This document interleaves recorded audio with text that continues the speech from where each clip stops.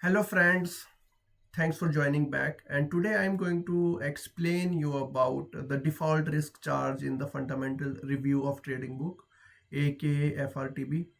And in this session, I wanted to show you the complete process for FRTB. Okay, so let me tell you what I'm going to explain you today in this session. Okay, we will keep it short. And let me show you my portfolio. Okay, so what is my portfolio? So this is my portfolio. You may have seen it like many times till now, but yeah, so this is my portfolio, and not all positions are actually eligible for calculating jump to default risk charge. So you might be wondering, okay, why do we need default risk charge, right? Already calculate market risk charge for trading book positions. Okay, why do we need DRC? Okay, so but those market risk capital charge that we calculated for FRTB was actually it represented that market risk. Okay, capital charge for market risk.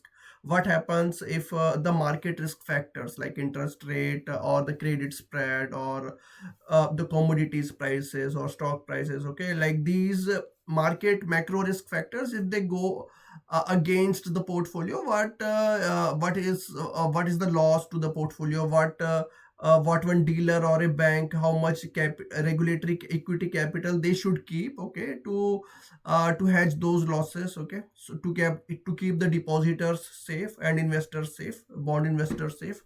Yeah, so that is that part, okay, but this JT, jump to default risk charge, is different, okay. It directly takes care of your default risk charge, okay. So that a bank, it is also called jump to default risk, okay.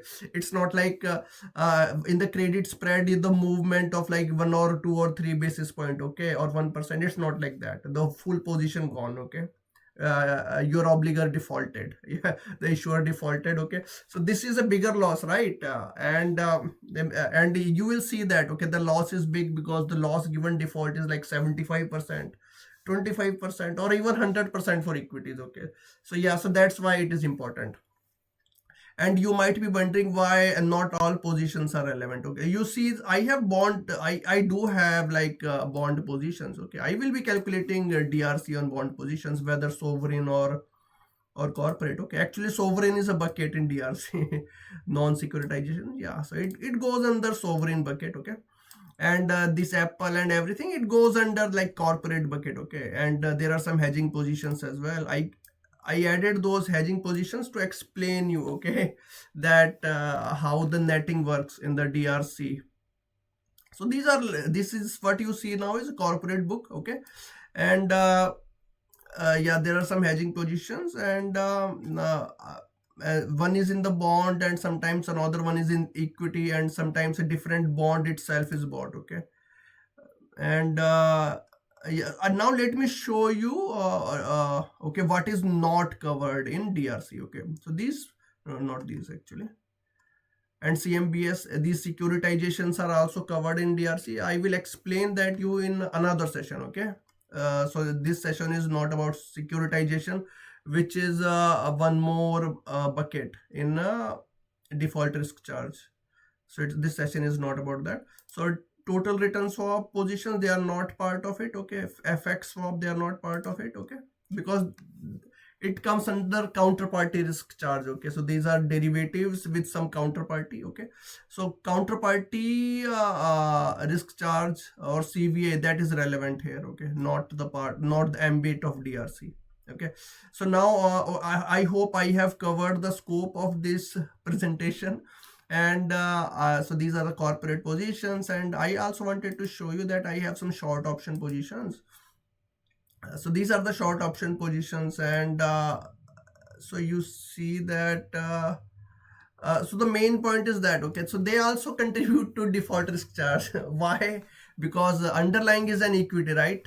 It's an index option. Underlying is equity. You have to drill down into all the uh, equity constituents and figure out, okay, what is the mark to market for all these positions, right? So that's you need to do, okay. So I will show you everything, okay. Now let's start. Okay, so now I have shown you my portfolio. Okay, now I want to show you market values. Okay, so if you remember, if you have seen my previous session, okay, I created this sensitivities engine. The sensitivities engine to actually perform the sensitivity calculations to derive PV01, CS01, and also calculate sensitivities for different instruments in the same portfolio that you saw. Okay, so this is a sensitivities engine. Okay, and I have added this code in GitHub. But important point, why I am here. Okay, why I am going back to the first thing. So the point is that this sensitivities engine also calculates. It also values the options, okay, underlying options. Okay, so if you showed you, right, there are short option positions, short index options. I wanted to be corrected, short index options. And these are the short index option positions, right? There were 4 positions. Okay, so these represent those positions. And the sensitivities engine, okay, it also calculates the valuation of this short position, and it allocates the market value of that index into the individual constituents, equity constituents, based on the weight. Okay, based on the weight it is being done. And actual regulatory approach is to actually calculate JTD separately, and we can work on that. Yeah, so yeah, so I have so the point of this exercise is that I should have market value for each of these constituents. Okay, I got notional. If you see, I got notional from my holdings. Okay, let me show you where are my holdings. Okay, so I got notionals from my holdings. Yes, this is the notional column. Okay, and for equities it works a little bit different. Okay, so you see, equities, it's not exactly notional. And I have actually, so this is more relevant for equity, yeah, market value column. Okay, so this is more relevant for them. And yeah, so we have market value and we have notional for all my positions. And we have seniority. Okay, seniority is also important. Okay, so it helps in the hedging your positions. So if you have seen my previous post on LinkedIn, so if I have a long bond position and a short equity position, I can hedge, okay, net these two positions and decrease my DRC, okay, default risk capital charge. I have less position, I can hedge them. Okay, uh, net them. But if I am long equity but short bond, I cannot do the same. Okay, there are two different positions. Okay, and they provide me default risk capital charge separately. Okay, my DRC is higher. Okay, it happens because your short bond positions in that second scenario, it cannot hedge, it cannot provide cover to that long equity position, right? It is higher in seniority. So that's why the seniority column is important. It tells you what you can hedge, what you cannot hedge. Okay, but long story short, long hedges with long, sorry, long net jump to default number. Actually, you can add to any long exposure for that obligor. Okay, it is allowed. If I have two bonds, one is like 2028 maturity with MGen, and second with 2029 maturity, whatever J2D they contribute, okay, I can actually add them. Okay, they are to the same obligor. Okay, I can adding is allowed. Okay, but in netting there are restrictions. Okay, and there are valid restrictions. Okay, because netting is not effective all the time. Okay, when the short side is at lower seniority, then it's not effective. It's like that.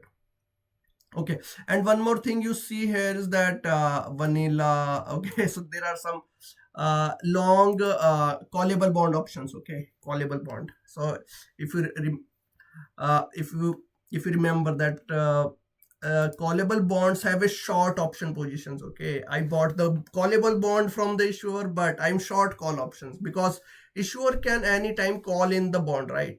If they see the price is increasing, they will pay like 100 a face value, for example. Okay, 100 face value, and I will I will call in the bond, okay, in 100, and maybe the actual price, if it is not callable, maybe 102 and 104, but it would still call, okay. So that's why you are a short call option, okay. So I have split it, okay, and it is same. Let me see which model it has been used. Hull White model has been, trinomial model has been used to value that short option positions, okay. You might be wondering why the notional is 0, okay. You see the notional is non-zero here, okay, which is actually the vanilla bond, okay. See, these two positions have been split, brother. If you see, these positions have been split, okay. This when I bought in the market, I bought a single callable bond, but I have split them, okay. For it is a regulatory convention, and it also gives me more leverage, okay, easy to understand and easy to capture the different risk factors, okay. It is regulatory practice, okay, in the banks, okay, to split it like this, option and the bond itself, okay. And you see the notional is here for the bond, but for the option it's not, okay. So tomorrow if the default happens, okay, if my obligor says that, okay, I'm not going to, okay, pay you anything, pending dues back, pending a face amount back, then one thing is very important here, okay. So I actually got this $33,000 when I sold that option, right. Actually it is the value of the mark to market value of the option, okay. It's not it's not like the issuer paid me that premium. It is the market value of that option, okay. And if you net these two values, then this is the correct value of that option in my books, okay. So that is important to remember, okay. And yeah, so that's important. So that's why notional is 0, brother, okay. If the obligor defaults tomorrow, they are not going to pay me back, but that gets reflected here, okay, in the vanilla bond. Not a problem for the option, okay. I get to keep this minus 33,000, and so in a way, actually, so the option position is providing you like a benefit, netting benefit, okay. It's providing you netting benefit, because these two can easily add, okay, and decreasing my default risk charge, okay. Market value is less, default risk charge is less, okay. It's like that, okay. So I think I have covered everything. So I have shown you, okay, index constituents. Sorry, it takes a little bit of time, okay. So now the UK guilds are also there, okay. And you see seniority is also there for every security, okay. And seniority is important, okay. Rating is also important, and long short is also important, okay.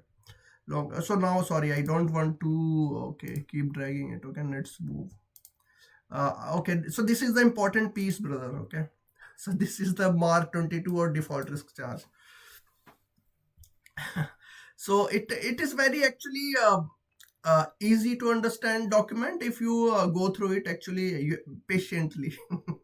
And so these are different instrument types, okay. Non-securitizations, which I was showing you right now, okay. Non-securitizations, okay. And there is securitizations, which I show you next week, okay. I will show you next week, okay. And so this I did not cover in this exercise, okay, but I plan to. And so the main point is that, okay, main point is to determine what you can lose if the obligor defaults, okay. That's the only single thing that you remember, okay, for every derivative or even a vanilla bond or like non-derivatives, okay. And these are the 3 buckets, okay. Actually these are not buckets. The buckets are defined inside. For the non-securitization, there are like sovereign and corporate buckets, and for securitization there are different bucket structure. It is based on region and type of your securitization, okay. MBS, RMBS, CMBS, or credit card MBS, and they are divided also on the regions, okay. So that's a different structure altogether, okay. So let me show you the main thing, okay. Let's get to the meat. So this is the formula, brother, okay. So this is the so it is good to read up to here, okay, but if you want to go fast, okay, so this is the formula, okay. It is simple, okay. J2D is dependent on your notional and what you PNL you got, okay. It is not like 2 years back you got this got this bond on like $200,000, okay, but now the company is in loss, okay, its credit rating has decreased, okay, there has some negative P&L, okay, and it's but then it's then the amount you can lose, okay, is less than the notional, remember that, okay. But in another case, okay, reverse scenario, if the company has become more profitable or its credit rating has increased, okay, then the bond value will increase, right? You will gain some P&L on the bond based on the credit rating and credit spread, actually credit spread, better word. Then you will get some positive P&L, and this will increase, okay. So yes, it's not about notional only, and this loss given default, okay, that's also important. So so this loss given default is dependent on your seniority, okay. If for equities, for example, you will lose 100%, okay. So that's why so this notional is irrelevant for the equities, okay. That's why I showed you PNL, sorry, MTM for the equities, okay. That's why I showed you MTM for equity. And for options, I showed you that notional was again irrelevant, okay, because I have short option positions. If my obligor defaults, I skip the premium, okay. I have the premium. And sorry, I wanted to show you. So these are the loss given defaults are shown here, okay. It's very clean. And so these are different conventions for derivatives. Yeah, it's very good to read it. And these are the ratings, these are obligor ratings, okay. So these are relevant at a later stage, I will show you, okay, at a later stage. And now, sorry, I don't want to bother you. All these ratings, hedge benefit ratio, they are important, okay. Let me go to the next point, okay. So they will be relevant, okay. Now we are here, okay. So I want to go to every calculation, okay. Let's see, okay, let's try to cover it fast. Let's go to phase 1 itself, okay. What do we get in the phase 1? This has been implemented in phases, okay. So okay, what is in the input of phase 1? Input was that portfolio, okay. And what did I input, okay? I inputted the position file, okay, which I showed you, market value decomposition, which I showed you, and the config. There is a config file, actually, okay. I think it will be easier if you see the config file. Is it open here? Okay, okay, so it's not open here. So I will show you sometime later, okay. So it has nothing but the weights, okay. I showed you risk weights, right? So you saw some risk weights. It has these risk weights and these loss given default values, okay, which you saw here, I think. Loss given default values. Yeah, it has these loss given default for every nothing else. So yeah, so that was the input for phase 1. And what did I get, okay? What did I get, okay? So loss given default is here, okay. See, based on seniority. So so it is nothing but, okay, this is your notional apply loss given default, okay. You get so it has not been applied yet, okay. It has not been applied yet, but it's still very important to know that, okay. So this was your notional, okay, and you are supposed to apply this loss given default for your positions, okay. And you see, for equity positions, it is showing as market value. So that was evident, right? No notional for equity, okay, because loss given default actually destroys it. Yeah, and for equity, and these are equity constituents, okay. I mean, I have short sorry, I have short options, right? So it is coming from there. And so yeah, so let's go to phase 2. Sorry. Yeah, phase 2, where is it? So this is the phase 2, brother. And phase 2 takes this notionals as its input, takes these loss given default, right? And now the main point, okay, you have to calculate gross jump to default. How do you calculate gross to jump to default? Okay, just multiply them. That's all. It is very simple. Just multiply your loss given default to effective notional, okay, nothing more than that. And there is some nuance, okay, nuance, okay. Somewhere your mark to market will get okay, for example here, okay. So what is this? Okay, let's see what's this. This is the short call option, short call position of my callable bond, and you see that notional is zero here because yeah, notional gets captured here, but it comes through MTM, okay. It will come through this file, okay. Some like sensitivities files, MTMs will be captured there, okay. So that's the main point, okay. That was the input, okay, the previous sheet itself. Now this is the main sheet, okay brother. This is the main sheet. Here you come and this is a loss given default, okay. Just apply to this notional, okay, nothing else. Don't think twice, just apply. And then you get just to default gross, and then also you get one more thing. What is this? Maturity scale just to sorry, jump to default. Then it is important here, there is one interesting column here, okay. These two, AP and AQ, don't get confused, they are actually duplicates. I will remove them. And the point is that so maturity scaling is very important, okay. For example, suppose you buy one instrument, okay, which has like only 5 months maturity, okay. You buy treasury bond only like 5 months maturity, its exposure is less, right? It is not like 3-year bond or 5-year or like or even a 1-year bond.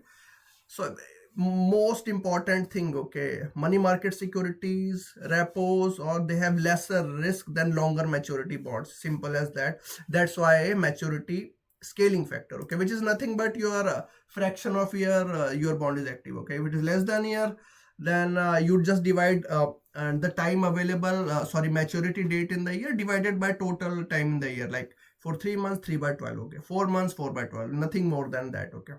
It's just that.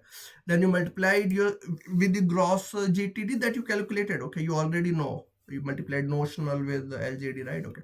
Then you get maturity scale JTD. So important job is done, okay. And netting is still not done, okay. I will show you how the netting is done after this, okay. So DRC relevant, it's always true, don't worry about it, okay. So but the important thing is you have this obligor column and this senior column, okay, seniority. How many seniorities are there? Okay, let's see how many seniorities there in my portfolio. Okay, there are 4 actually. Senior debt, non-senior debt, equity, and covered. So this equity is lowest, okay. Covered bond is the highest seniority, okay. And you see this reflects in the loss given default, okay. In the equity I lose everyone, and for this 0.25 is for covered bond, okay. So I think we are good till here, okay. And these ratings actually derive, these are obligor ratings, it derive your risk weight, okay. Now we move to the phase 3. Now we are getting to the exciting points, okay. It will start getting exciting now, where I was 3, okay. So now I have what I have, okay. Okay. So now I have my maturity scaled, okay, JTD, okay. For every security I have it now, okay. I think 248. Interesting, because I have some underlyings, right, for S&P 500. One more important thing that I should have told you, right. So there are actually 50 securities in my S&P 500 index, okay, 1/10th. So it was done to, okay, keep the size of this file smaller, okay. But yeah, I will add the full 500 S&P 500 constituents in that index, okay, in the file.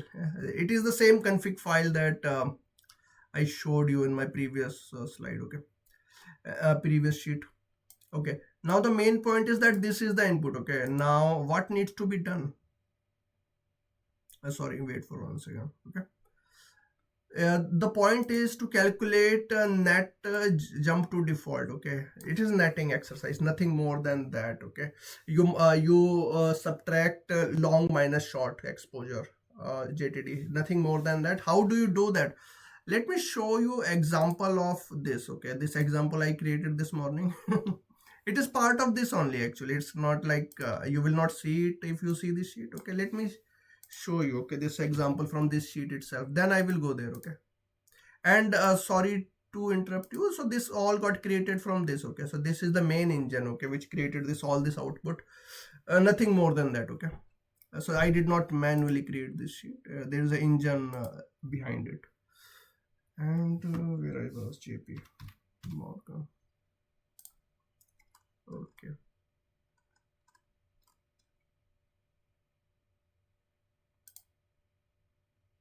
Sorry, wait for 1 second.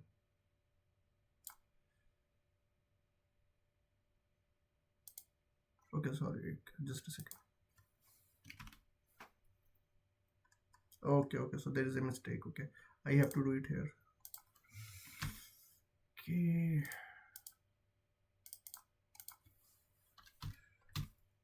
Okay, now we are there, okay. We are there. Yeah, so it's part of this document itself. I did not create it from somewhere else. Yeah, so I just copy pasted here to make it easy to understand, okay, what we are doing, okay.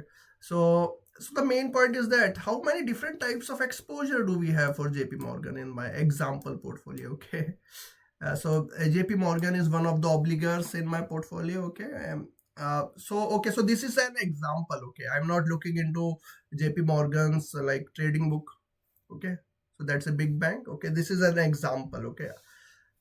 So don't connect the two, okay. So this is a fictional portfolio, okay, fictional trading book. And yeah, so I have some senior debt, okay, and I have lots of equity. How would it net, okay? So let's think, okay. So equity will net with equity, okay. You don't need to worry, okay, whether long, short, or whatever. Equity or even bonds, okay, they net. They are different, the same asset classes net, okay. You don't worry about that, okay. So what is the sum here, okay? 234,000, 234,000, okay. So why do they net, okay? You might wonder, okay, I am long 100 shares of Microsoft and short 100 shares of Microsoft. So they net, okay. So this is a fictional portfolio, okay, for explaining you what is netting, how the netting works in DRC. And senior debt, I also have senior debt of JP Morgan, okay. And this is the exposure, jump to default exposure for and so there are two debt exposures, okay. It's important to know, okay, two debt exposures. One is the this exposure, okay, senior debt exposure, and one is the covered bond exposure, okay. So this is the two exposures. And so these two will combine, okay. So they are the same side, long side, right? They will combine long side. So the restriction only applies to the netting, okay, not to the same direction portfolio. So they will add. So I will have this long JTD, net JTD, or this short net JTD for this obligor, okay. So this is the important piece, okay, to know, understand. This is the important piece. Let's see, okay, what do we get for JP Morgan Chase, okay, in the output. So this is the JP Morgan Chase, and moment of truth, actually. Moment of truth. So this is, yes, it calculated one long JTD exposure maturity scale, okay, and one short, okay. So yes, so that's it. We did it, okay. Now we have long and short for every obligor, okay. You see the rows are so smaller, okay, only 60 rows. So it is much smaller, right? If you come here, we started so big. These are all actually positions, okay, drilled down positions to be exact, okay. Drilled down. And these are your 60. I have 59 obligors, okay. I didn't even know that. 59 obligors. And now move to the next phase, phase 4. Phase 4, where I was. This is the phase 4. Yeah, this is also very important, okay. I forget what it did. Okay, sorry. So it calculated hedge benefit ratio, okay. It calculated hedge benefit ratio. Let's try to figure out, okay, where it is. Okay, it's somewhere hiding here. And so this is hedge benefit ratio, okay. So it's important to know what is hedge benefit. So whenever you have long and short positions, hedge benefit ratio tells you how effective is your hedge. How effective is your hedge, okay. If you see this formula closely, okay, if it is lesser and lesser, okay, I mean, if it is 0.1, 0.5, 0.6, it is better than 1, okay? It will never be more than 1. So that's the main point. It will never be more than 1 because short will be 0, right? You will be all long and it will be all 1, but there will be no capital reduction, okay? Why won't there be no capital reduction? Okay, I will show you why, okay? Because because here, okay, if you have netting benefit, because this value, it is goes into negative sign, okay? See this negative sign, you subtract net JTD short exposure. That's why it is better to have but yeah, it will have impact on your hedge benefit ratio, but yeah, so this is the calculation of hedge benefit ratio. So that's the point, okay? So this calculates your net hedge benefit ratio, okay? Let's go there again. It calculates your hedge benefit ratio, okay? So this is the calculation, brother. It just aggregates, okay, sorry, it just aggregates all your positive sorry, long exposure, negative exposure, and just divides long exposure by long exposure plus absolute of short exposure, okay? Nothing more than that, okay? So I think we have achieved our target of hedge benefit ratio. Okay, right? And now we need to calculate capital, okay? Regulatory capital. How would we do that? Okay, so there is a formula there, okay? So this is the formula. Sorry, this is the formula. If you know, okay, I did not showed you how to apply risk weights, okay? So for each net JTD, you apply risk weight, okay? Obligor risk weight, it's there actually. In the same column, there was a risk weight formula, okay? So yes, it is a summation exercise and this can be done. And let's see how much we have covered and what is pending, okay? Yeah, so that's all actually. It seems nothing is pending. Thanks, my brother. And thank you, sisters. And thanks for joining this video. Have a great day. Bye.